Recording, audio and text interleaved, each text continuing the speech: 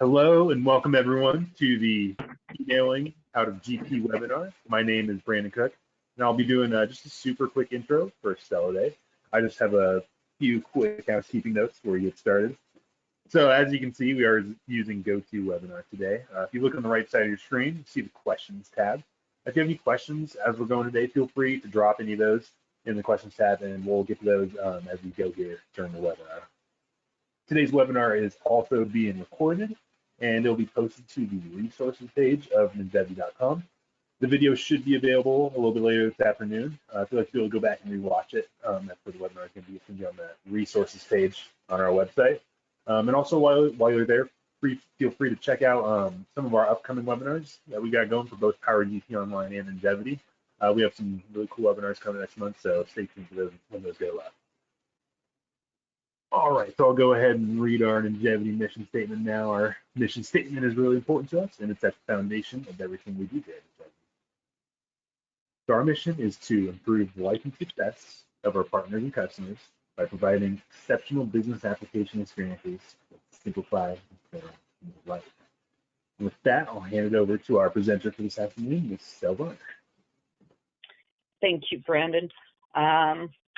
Please feel free to put in the chat box if you can't hear me well enough, if I need to speak up or anything like that. I just wanted to address the fact as we move through this that I know that we have people that are attending, some that use standard GPs, some that use the web client, Power GP Online. So now that there's getting to be different ways and kind of different things, different ways that it behaves depending on the type of GP that you have. So I am going to try to address and show you screens from both types of Great Plains, and hopefully we can help the most people that way. So what we're going to be covering is just what you need to be able to email out of GP. Emailing, I'll spend a little bit of time on emailing standard GP documents. These are things like trial balance reports, inquiry screen reports, check registers, the things you don't think of as normally emailing, but it might be helpful if you could just quickly email those to your accountant or to a coworker. So just want to talk about what your options are for those documents. And then the bulk of the time will be spent on emailing, what emailing setup looks like, and what you have to go to email Word templates. And we'll have time for questions and answers. And I have a couple bonus screens and things to cover if we have time. So first off, just to focus on what is it that you need. And most of these are optional, but there's the top one is there's just not a lot of wiggle room for you in what you need to be able to set up an office and email account within GP. And I'm not going into a demo of it or have detailed explanations of how you set it up, just because it can be completely different for every single person based on what their environment is. Are they using a web client? Are they on premise? And on premise, do they use an Exchange server? Or are they using Office 365 or not? All of these different things require different types of setups that are in your mail setup. It's not within GP, but in the mail. I can tell you by just experience or practice, I find for myself, our company uses Office 365. So when I started using emailing, all I had to do was put in my password and boom, it worked. And there was no complicated setup or anything. When we have hosted clients, we've had to go into the hosted environment and make sure that their local email Office 365 account is being read in the hosted environment. And then once that is done, then again, just as easy for me, just put in their email password and they're done. I can tell you that if your office does not use Office 365 or have an Exchange server, and you're trying to use a Gmail account as your Office account, those are almost impossible to connect with GP. We had the experience just a few months ago of it taking forever to try to figure it out. We finally got something done, and a month later there was an upgrade to the Windows upgrade, and it wiped everything out, and we haven't been able to get them back using a Gmail or a Hotmail type, Outlook type.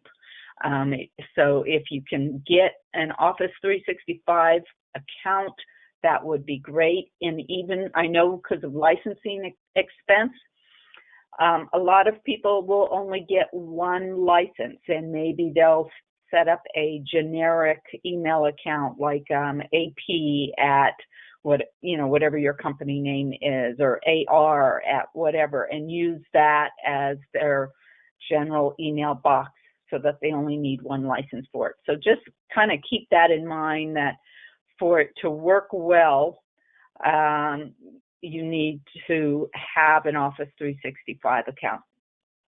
Now, some of these other things that I've got listed here as far as optional, this is just in your various situations of when you want to email, that these tools may come in handy. A lot of people feel like, well, they can only get a PDF document if they have Adobe Reader and Writer, and those licenses are quite expensive. And what we found with the many free PDF printer tools that are out there now, that I haven't felt the need for Adobe in years, and all that I prefer the free versions. Our company uses Foxit. I've seen Nitro. I've seen Cute PDF. You just have to be careful if you don't have a PDF writer installed already.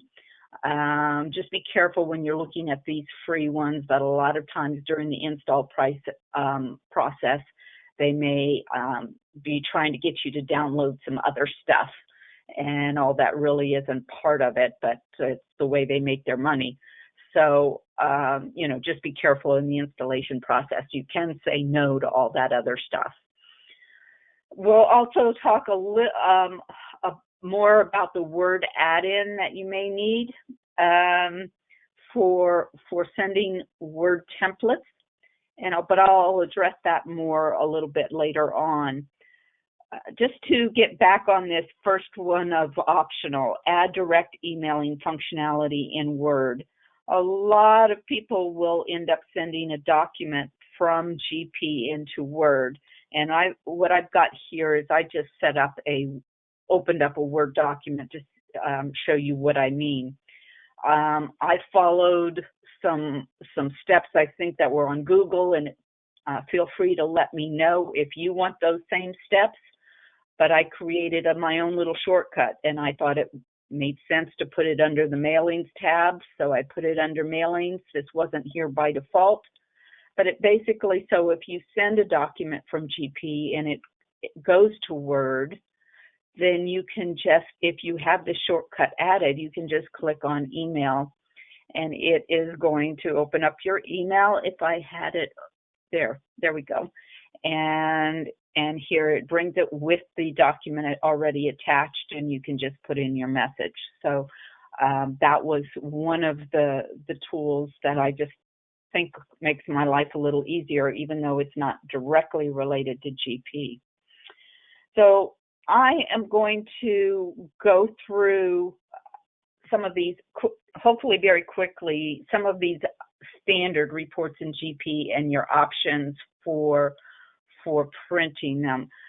I don't know if Brendan has attached it, but I've got this PowerPoint presentation that we can hand out either during this or afterwards. And for a lot of these points that I have here, I have little screenshots in kind of the demo slides, so they may help you refresh your memory of where these things are. So I'm going to move this PowerPoint presentation here out of the way, and we're going to look at just a trial balance screens, so that you can see that in some of your reports, you're going to notice that there's this email options button. And it's been around for a few versions, but I don't know anybody that's really using it. Maybe that's because it feels like, well, your only option for printing our reports isn't in a format that you like, so why bother?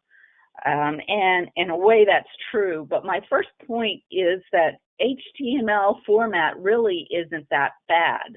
So I have this trial balance, and I limited it just to a couple customers so that it wouldn't be a super long report.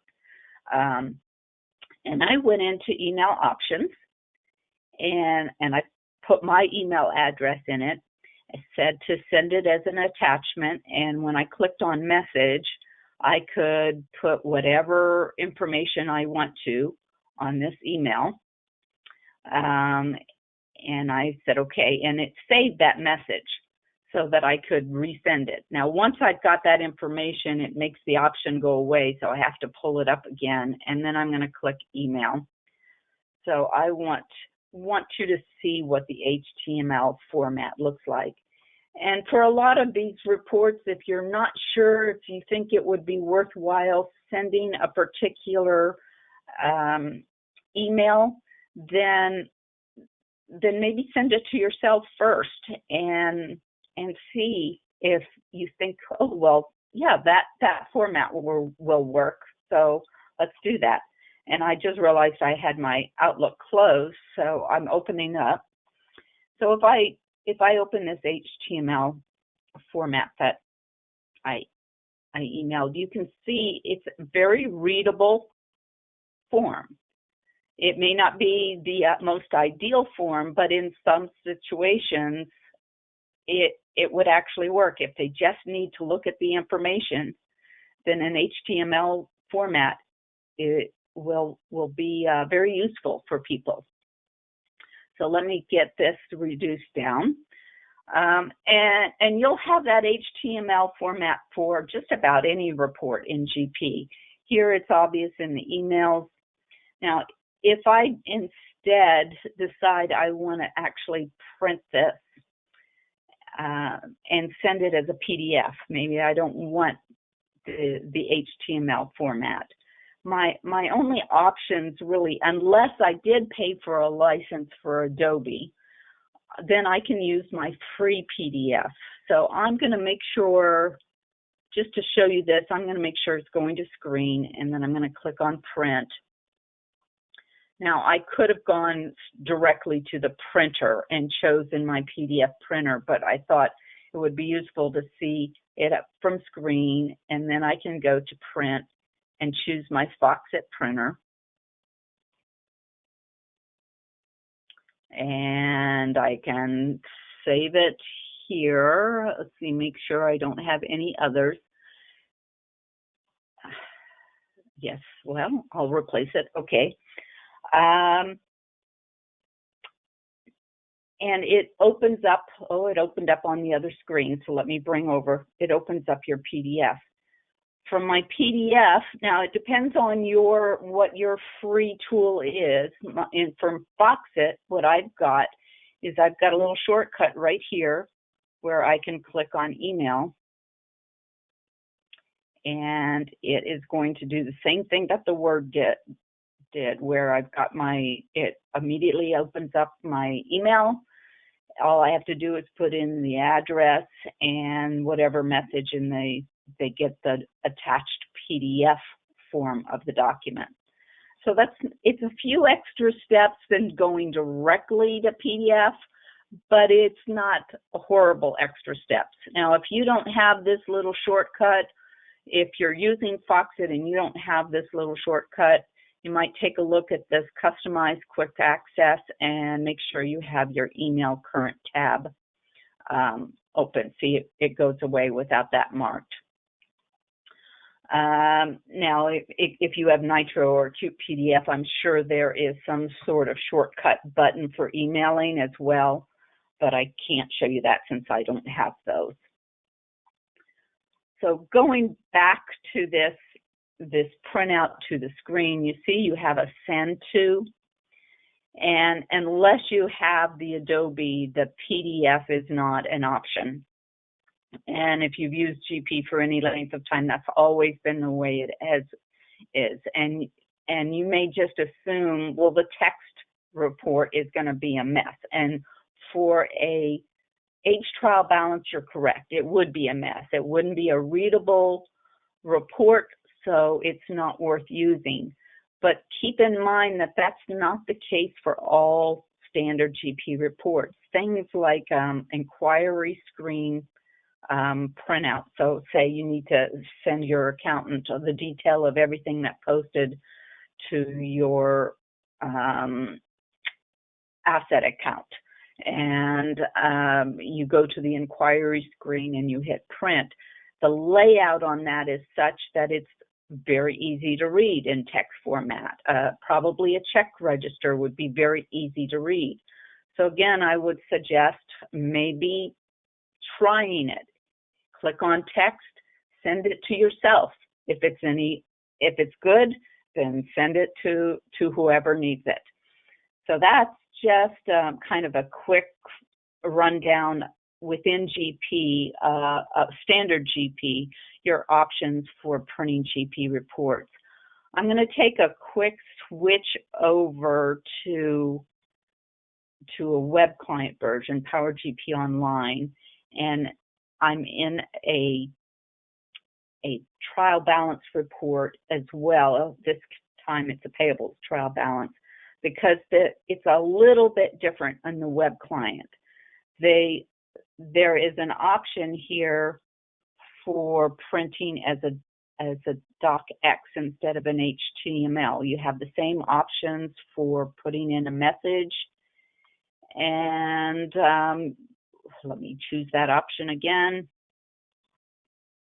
and shoot an email off to myself.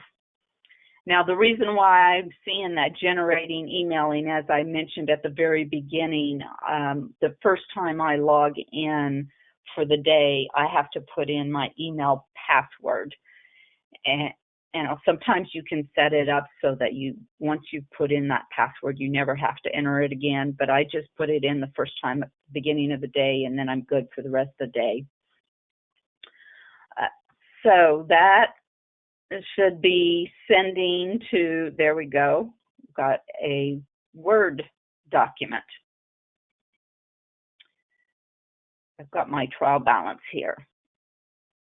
That comes in nice format. The complication comes for the web client is if you want to send anything as a PDF. Maybe you have nervousness about sending a document that could potentially be edited. You're not sending it to someone that you trust or within your own company, and you feel like it should be a PDF document. No matter what you do in a web client, it just does not automatically go to a PDF. And that's just a limitation of the fact that you're in a program that's using a browser, and it's a browser limitation. It's not a limitation to the program. So what you have to do, you have to try a little harder to make sure it goes to a PDF. So what I did here is I have a destination of template, and this is the default. It always wants to go to a document type as a template, but you can override it. You just have to think about it a little bit more. So if I turn that off and I say I want a standard report, I'm going to send that to screen instead of a template. And then if you go to hit print, it's still going to try to switch it back to a template. It doesn't mean you have to have it as a template. You can switch it back again, and I'm going to say print to the screen. and you can get the standard report. And from here, you can click on print, and if you have a PDF printer installed like Foxit, the format is a little bit odd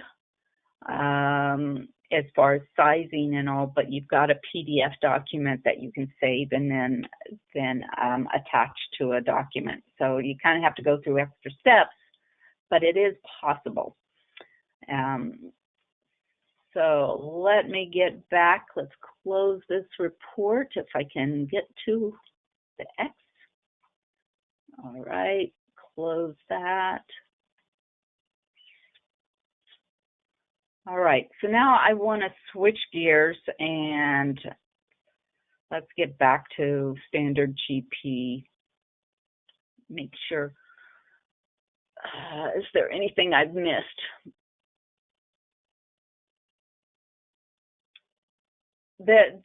When you are in the choice to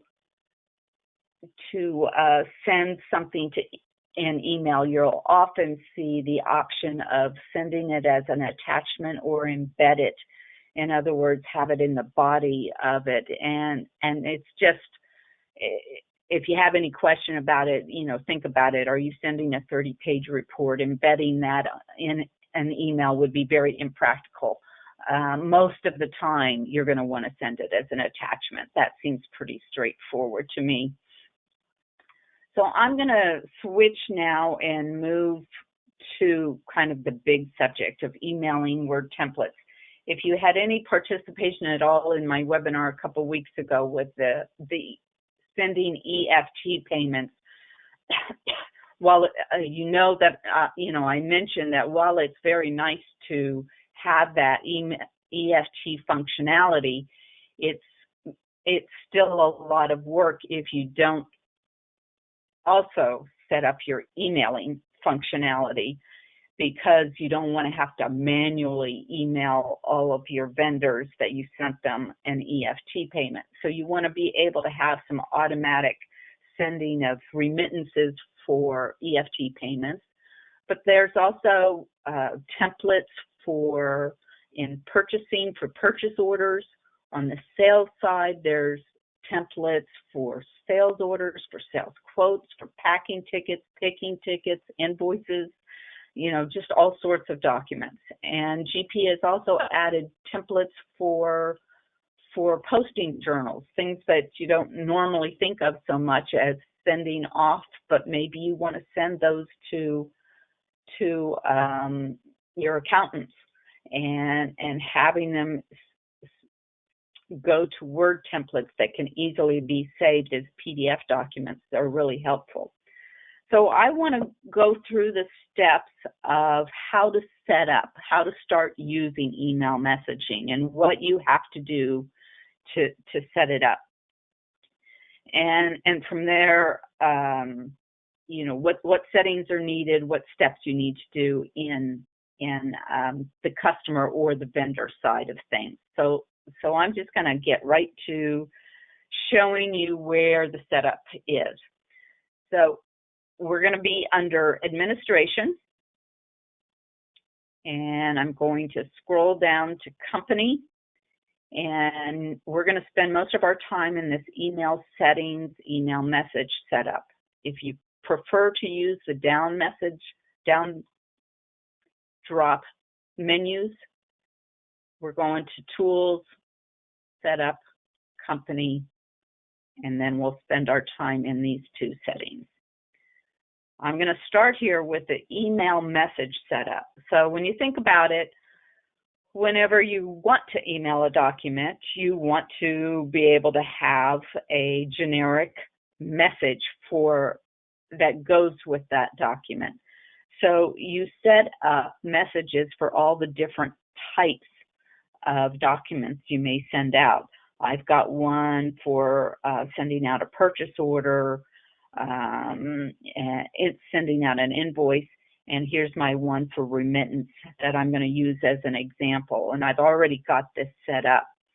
So when you first come in, actually I'm going to clear this out for a second and start from scratch. Let's say we're starting from scratch and we're creating one. I'm just going to call this one remit. And then I'll put in the detail. And now I have to tell it what series this is for. And this is the purchasing series. And I have to choose what the document type is. Since there's only two different types in the payable side of things, this is a nice, easy choice for me. But once I have that, I want to validate and make sure it comes back and said that the fields match. So if by chance you had come in here and I had chosen the wrong document type, or I had chosen the wrong series, then GP would come back and say that's not a valid setup. So you need to get through that part. And once you do, I'm going to clear this since I'm not going to keep that. Then you can get to the rest of it. So you're going to put in, the subject is what's going to show when you're doing email, what is your main subject matter, and then the body of the report. In this example, I've got a very standard generic form that anybody will get. So if I was sending 50 vendors remittances, EFT payments, they would all get this exact same message, no variances, because that's what I have set up here. Keep in mind that these messages do not pick up any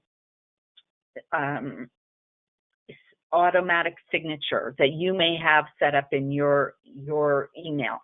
So for example, when I send out an email, it automatically puts in my signature, my Njevity information and phone number and email and even a picture and all that. That's just automatic. Well, that doesn't happen when I send them out of GP. That signature doesn't happen. So you're going to want, if you don't want it very plain looking like this, you're going to want to add, do you want to put your name, or do you want to put, AP department or something like that, and I can spell,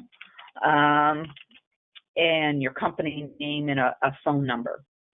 You can also include a have reply sent to email. So if you're the one sending these and you're in under your email address, it's going to look like it came from you.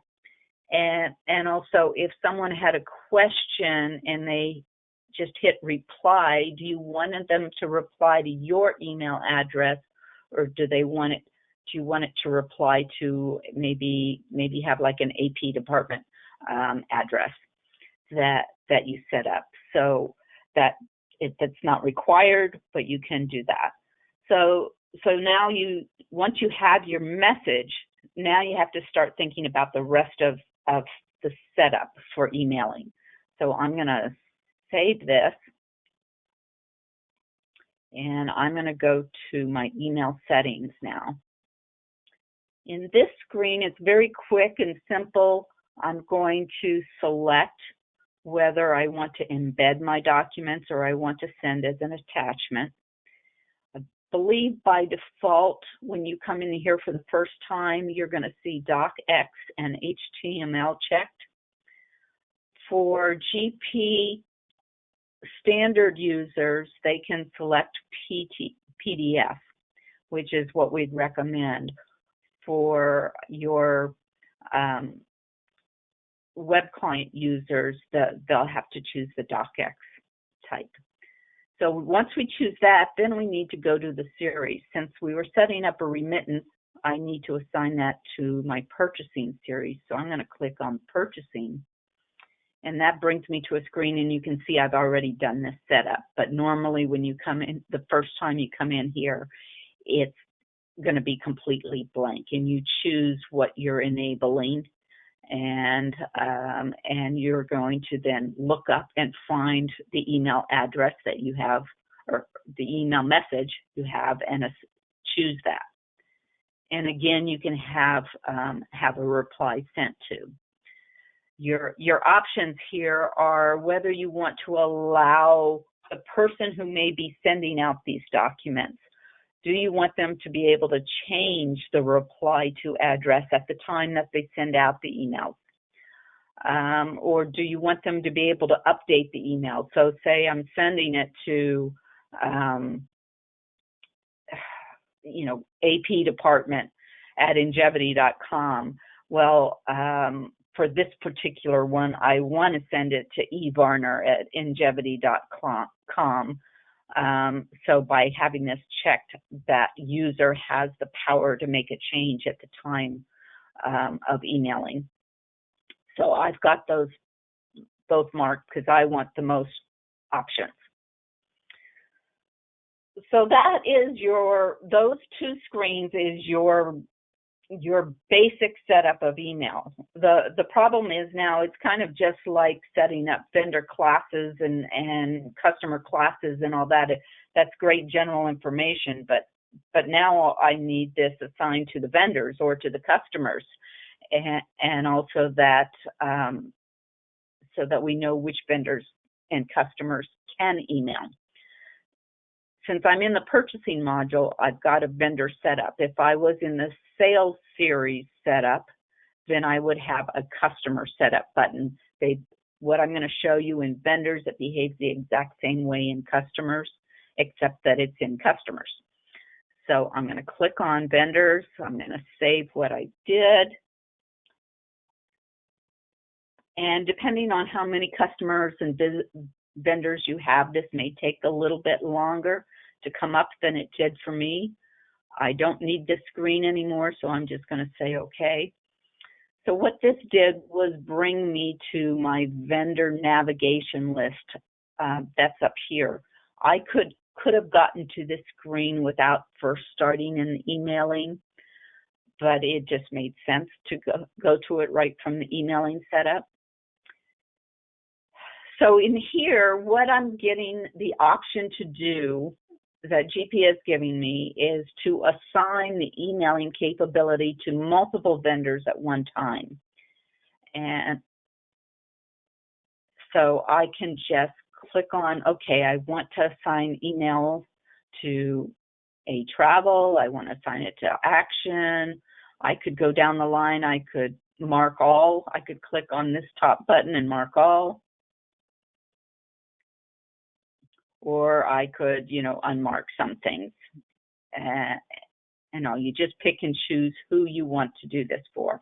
And because I marked all, it'll probably take a while, so I don't want to do that in a demo environment. So I'm unmarking them and just marking a few. So I've got 4 of them marked. Now what we want to do, now that we've said who we want the emailing function available for, we need to actually assign that. And you can see in the standard GP version, it isn't obvious in the ribbons where to go to assign the email. It's hidden. If you click on the double arrow under the modified box, we have an email settings.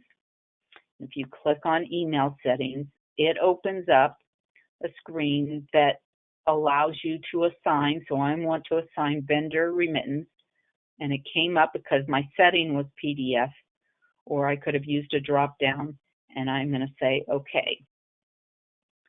And then I get a return when it's done that email setting action has been completed for the 4 users. Now if I go back into my vendors, so I'm going to go into cards and vendor. What that is actually doing, so I'm going to go to a travel company. What that mass assignment did is for all of those vendors, it went into this email and made these choices. So you keep in mind what this is doing. So as you add vendors after you've set up emailing, and then you start adding vendors, not to forget that now one of the things you have to think about setting up is clicking on email and then making this selection.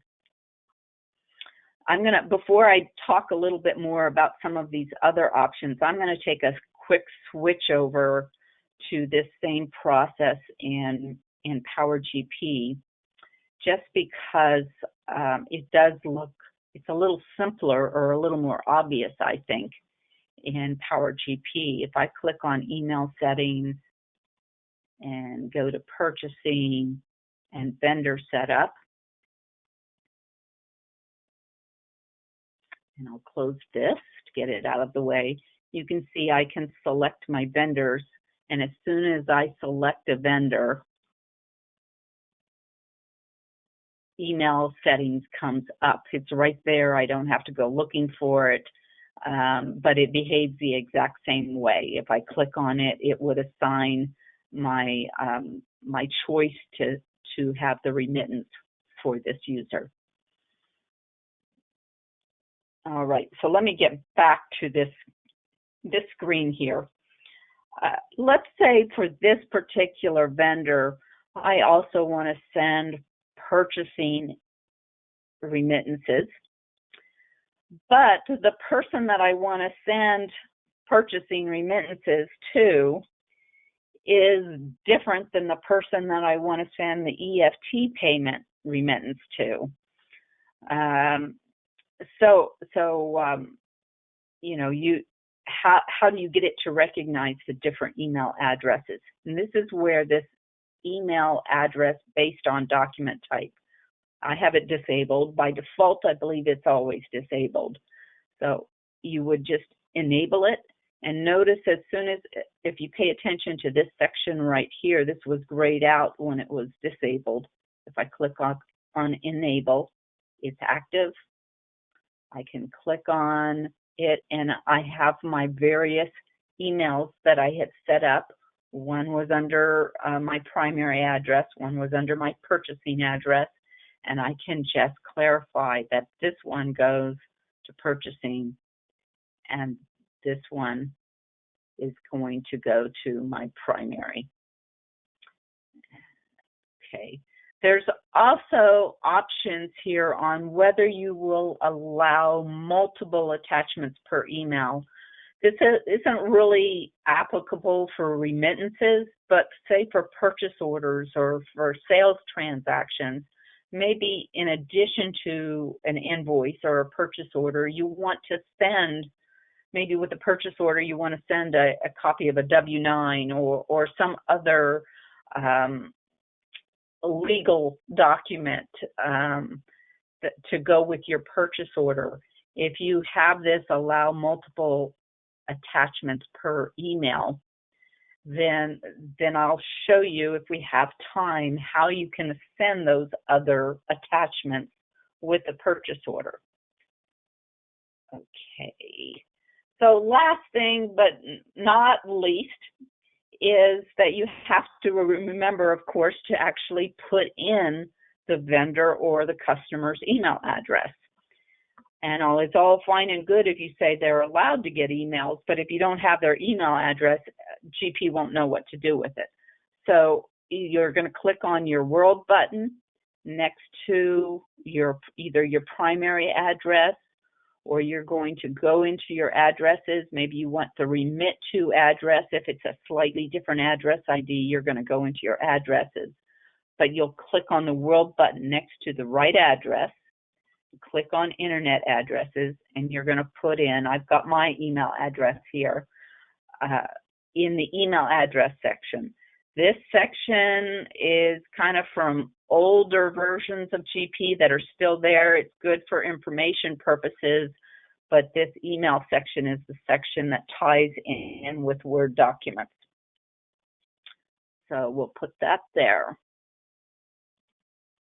All right. And the same goes with customers. So you would go into a customer has an email button, customer has the world button for putting in the customer addresses. So that really is the meat of setting up email addresses. And let's see if there's anything that maybe I didn't cover. Oh, I did want to show you in the message setup that while I gave you an example of a very generic email, but you can get a little fancier with your email. So I'm going to go in my, okay, let's get back to my area page. Purchasing, there we go. Now I can get to admin, and I want to go to setup and email messages, because I did something a little fancier in this setup. So for my remittance, what I did was notice that I took a little more care with the message, and I've told it to insert, I've addressed it to, and then I've told it to insert the vendor check name, and then please see the attached remittance, and inserted the document number, the payment number for the document amount, and will be transferred to your account on a document date. Now, how did I do that? So these fields, this section down here for select and insert fields, we have a few options here that they give us, standard options, depending on what message type it is. And you can select, let's say I choose vendor ID instead of vendor name. And I have to put my cursor in the body somewhere, and you see the insert button becomes active. Now, what I found with this, it's very cool once you get it exactly right, but you need to really plan out what you want your message to be and where to insert. Because I found that if you have to go back and insert or change other than regular wording, if you wanted to say instead of the vendor ID or the vendor name, I want the vendor check name, it doesn't put it where you want it to. No matter where, if I've got the cursor down here and I try to insert, it puts it either at the end of the report or at the beginning of the report. So what I had to do was, once I realized I wanted to put a different wording or a different substitution in, I basically had to start all over again. So think about it first, put in, and then you can put in your information, no matter, you know, whether this is for a remittance or sales order. All right. So does anyone, before I get into kind of bonus round, does anyone have any questions based on what I've shown so far?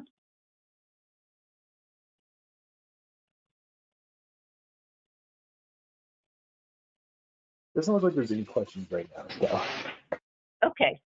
All right. So what I've done here is that there's a couple other things that I wanted to show. I mentioned how you could send attachments, maybe multiple attachments in an email, and that it doesn't really work well with a remittance, but that it would work well with sales transactions and with purchase orders. So I wanted to show you, while you turn this on, you kind of have to look for how to actually do that. So I'm going to go into GP, and I'm going to go into purchasing and bring up a purchase order. Let's see. This last one. Okay. This last purchase order is for ACE, and I know I've got them set up, and we were in our meeting, we marked that you could have multiple attachments so that you can see that for this purchase order, my email button is active. Now, if I had not, maybe I should go back, this button would be grayed out if I had not assigned my message to the purchasing for this ACE vendor. But since it is assigned, my email button becomes active, and I can click on it, and you can see what my standard message is. At this point, I could modify this message for this particular sending if I wanted. But I'm going to say this is good. Now, if I emailed right now, all I would get is the purchase order. But I want to send the purchase order and another document. notice that I have attached some documents, and this is not because I attached them here, although I could. It was, I had, for this vendor, I had attached it at the vendor maintenance card and said I wanted it to, the attachment to be available for all the other screens when I see this vendor. So I'm seeing these kind of as a roll down. Now I could click on attach here and go out and find another document and attach it, but I'm not going to take the time to do that. I'm just going to say, well, I'm going to attach one of these documents to my to my email that has the purchase order. But I don't do it here. It's confusing. You've got an email button here, you've got an email button here, you have attach, but you still have to find under actions, you have to go to select attachments to send an email. This is very similar in the customer side of things. There's an actions button, select attachments to send an email. And from there, I can look at the ones that exist in my attachments. If it doesn't exist here and I need a different document, I have to go back to the attach button and send the attach the document I want. But even after I do that, then I have to come here and select, okay, this is the one I want. I'm going to say okay. And now that I've marked that, I can click on email. And I'm going to say just send. All of that is set up. It's generating the email. And while that works away, it'll take a little bit longer because it is attaching more. But while that is happening, I want to, I have a few minutes to show you a couple other things. So let's see if that's come here. Yep, here we go. So here I get my purchase order.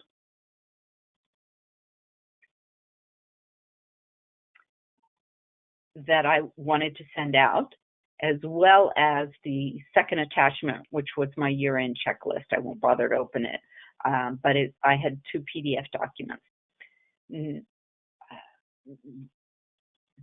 So if you're not familiar with Word templates, you know that the way they are set up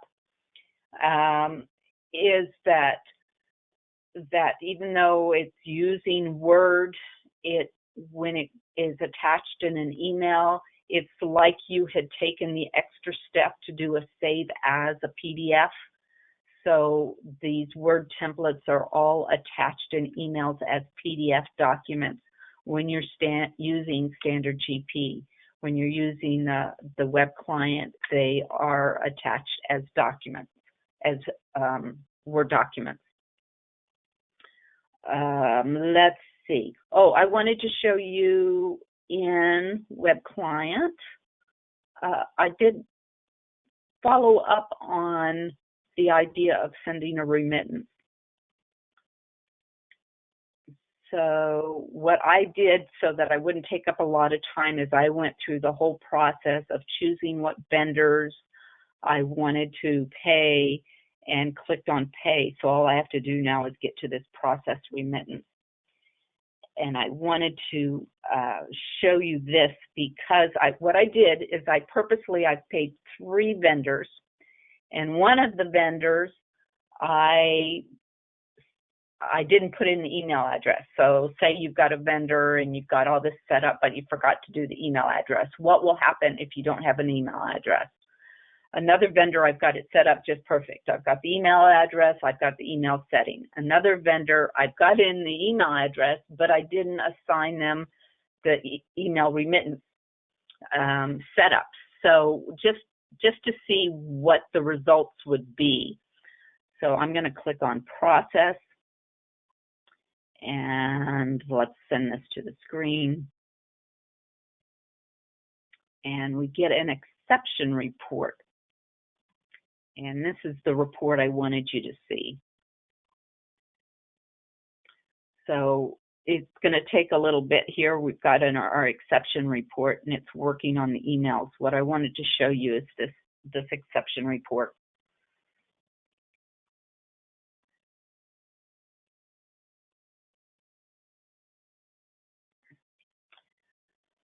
So what it's done is it's only listed 2 vendors for me. One, it says it sent successfully. This is the vendor where I had everything set up just right and I expected it. This one is the one that I forgot the email address.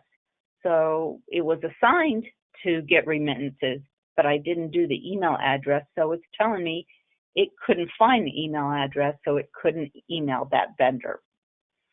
Now, the other one, without the email setup, it's not even listed here. And you have to think about that. You know, if it's not assigned, then GP doesn't know that you want to send it as a remittance. So it's not even considered an exception. It's just doing what you wanted to do without any kind of remittance. So, you know, if you get start using this and you start getting exception reports, you know, why does it tell you one time that it can't find an address and another time it doesn't even list them? It could be for different causes. So before we look at this check remittance or the email for that, what I'm just to clarify what I'm saying here. Let's scroll down, get to the vendor, and I believe Microsoft, I believe, was one that I was paying, and you can see under their email setup, I hadn't checked this box, and that was why it didn't send a remittance to them. Whereas for, I think it was the sample vendor that I hadn't put in the email address. So it told me it couldn't find the email address. So when I look at my email, I sent all of those to myself. All I got was the one that was set up perfect. I didn't get the other 2 because they couldn't get sent for one reason or the other. So if you have, you know, some issues when you initially go through your setup, just remember to check all of the various places. Do you have all of the different setups done? All right. All right, so I showed you attachments. I showed you exception reports. The last bonus I wanted to give you, and let me go back to my email, or maybe I can go here. Nope.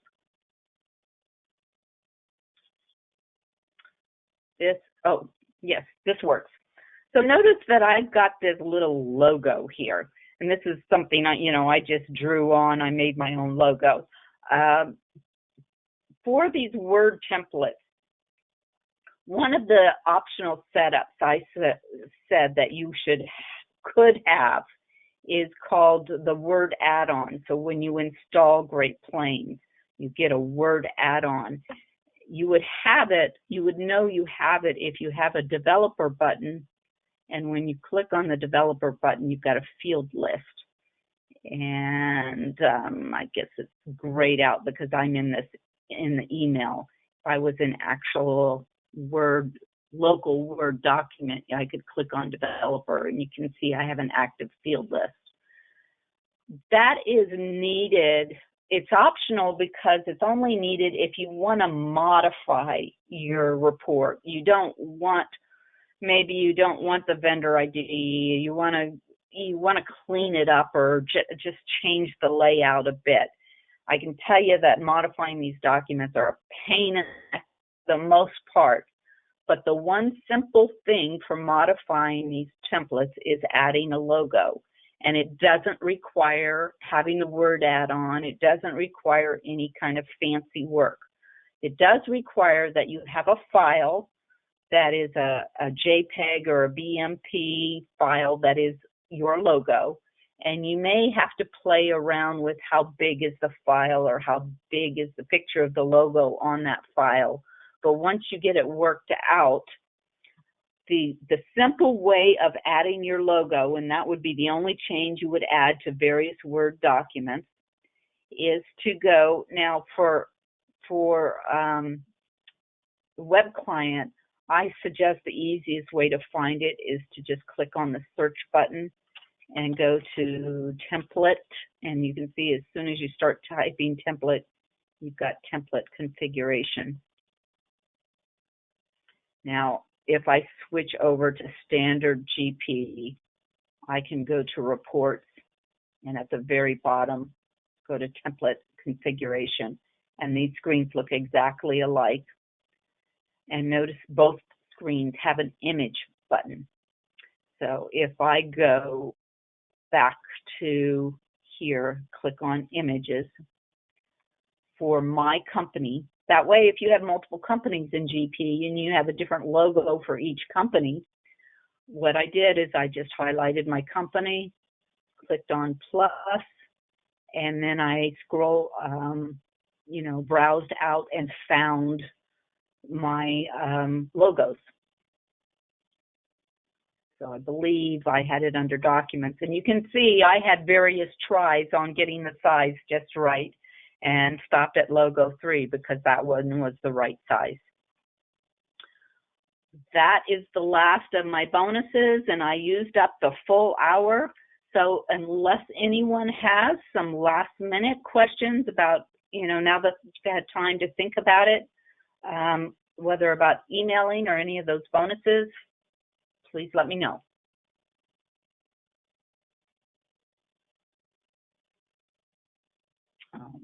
Right, sounds like there's no questions. So thank you for your attendance, and feel free to let us know if you have any requests of information to show in future webinars. Have a good day. Bye.